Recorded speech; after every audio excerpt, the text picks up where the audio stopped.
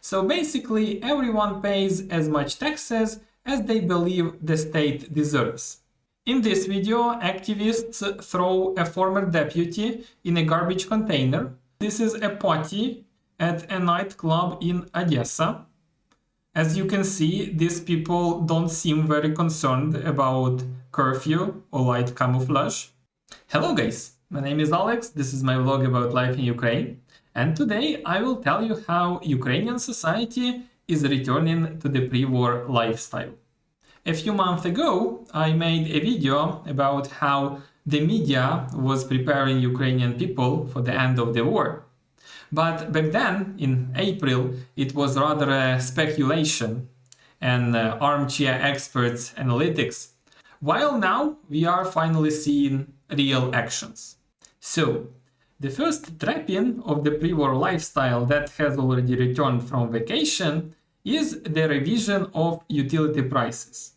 Before the war, utility prices were revised/raised regularly, usually several times a year, and only the impending elections could slow this process down. Nevertheless, when the war began, all utility prices have been frozen. While preparing this video, I even found out that there is a separate law that specifically prohibits to raise utility prices until the end of the war and 6 more months after it. But there is no law that cannot be fixed by another law. So since June 2023, electricity prices for households have been increased by more than 50%. In May, we paid 1.44 or 1.68 hryvnia per kilowatt per hour, depending on the amount of electricity consumed. Now it's 2.64 hryvnia per kilowatt per hour, regardless the amount of consumption. So far, it's not much. The new prices have only added a few dollars to the utility bill, 2 or 3, maybe 5 if the household uses many electrical appliances.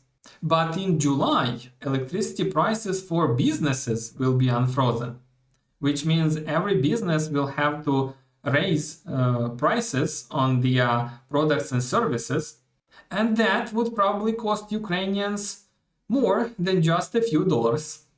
The next step on the way to the pre-war lifestyle is the withdrawal of tax exemptions introduced to support local business during the war. There are quite a lot of them. Today, some businesses are allowed not to pay income tax at all.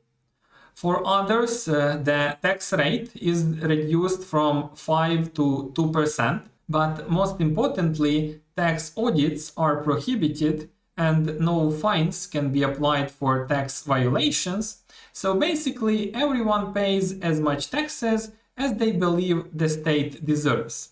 The law to stop this arbitrariness has already been passed by Supreme Council as a basis. According to the local rules, every new law has to be passed by Supreme Council for 2 times as a basis and as a whole. So probably the government will give businesses a few months to recall what taxation is, and then will make them add a few more dollars to the prices of goods and services. The pre-war trappings are evident not only in economy. After more than a year-long break, social dialogue has resumed in Ukraine. The war is no longer the only important topic to discuss in a kitchen or in a social network. In the recent episode of Window to Ukraine, I showed you how local people are fighting against monuments that are preventing them from leaving. In this video, activists throw a former deputy in a garbage container, presumably because he insulted one of the activists in his Telegram channel.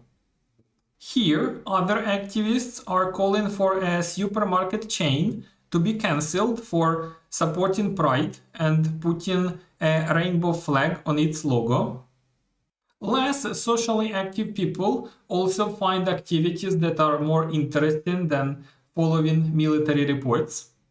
For example, this is a party at a nightclub in Odessa.